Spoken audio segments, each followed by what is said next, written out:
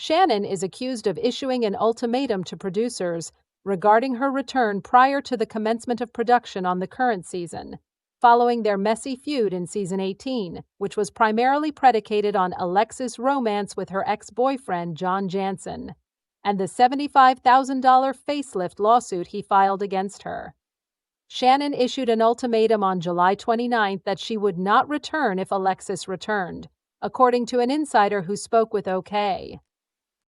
In the midst of the season, which culminated in Shannon being baited by Alexis and the potential release of compromising footage captured on John's home security devices from the night of her DUI arrest, Shannon allegedly began acting out behind the scenes. In fact, as the source disclosed, numerous individuals believed that the season would be her last as a result of her adverse treatment of the personnel. She invoked the rationalization that her conduct was precipitated by the show's decision to reinstate Alexis, according to the insider. However, Shannon's conduct has not altered, despite her success in removing Alexis from the program. Alexis affirmed on the Going Rogue podcast in December 2024 that she was not invited back for season 19, as Real Housewives of Orange County fans will recollect. The following season, I am not requested to return. I was not contacted again, Alexis disclosed at the time. I received a phone call from producer Alex Baskin, who is my supervisor. While we have a cordial relationship, the conversation was difficult, but I cannot claim that it was unexpected, as what could they possibly do? I was unaware of how I would integrate into the group. Although she did not participate in the production of the forthcoming season, Alexis has been frequently referenced in the program and has maintained relationships with several of its cast members. I maintain close relationships with Jennifer Pedranti and Katie Janela, and I am currently in the process of reconciling it with Heather Dubrow and Tamra Judge.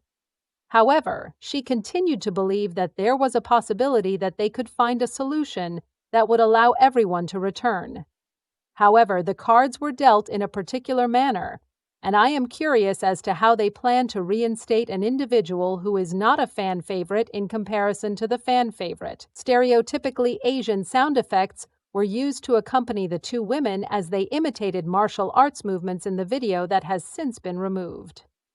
Gretchen's irises seemed to squint in order to match the audio, which served to intensify the backlash, as noted by numerous viewers. Even though the video appeared to be intended to be a humorous jab at Tamra Judge, the internet did not find it amusing. The recording was denounced as offensive and tone-deaf by critics who promptly took to social media to vent their frustration. In the remarks section of her Instagram post, Jennifer addressed the criticism. It was offensive to two of my cast members and may have been offensive to others. They requested that I remove it, which I promptly did. Absolutely no malice was intended. It is true that we were amusing ourselves and being silly. Immediately upon learning that it could be perceived as objectionable, I removed it from my social media accounts. Katie Janela, a neophyte to Real Housewives of Orange County, was one of the cast members who spoke out publicly about the impact of the video on her emotions.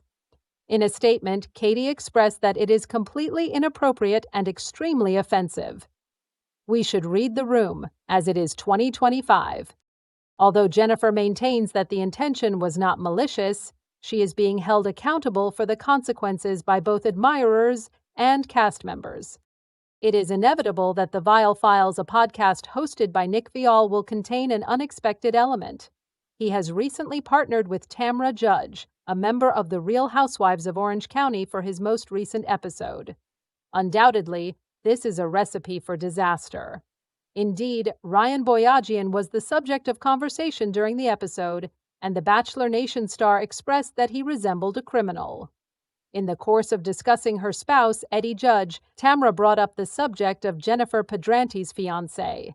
She elaborated on Eddie's inclination to avoid the camera and how it necessitates a significant amount of effort to coerce him into participating in the program. Tamra recalled that the entire incident at the dinner with Ryan and Jen last year was difficult for him to endure because he harbors such strong feelings toward the individual, and he's like, that individual is a jerk.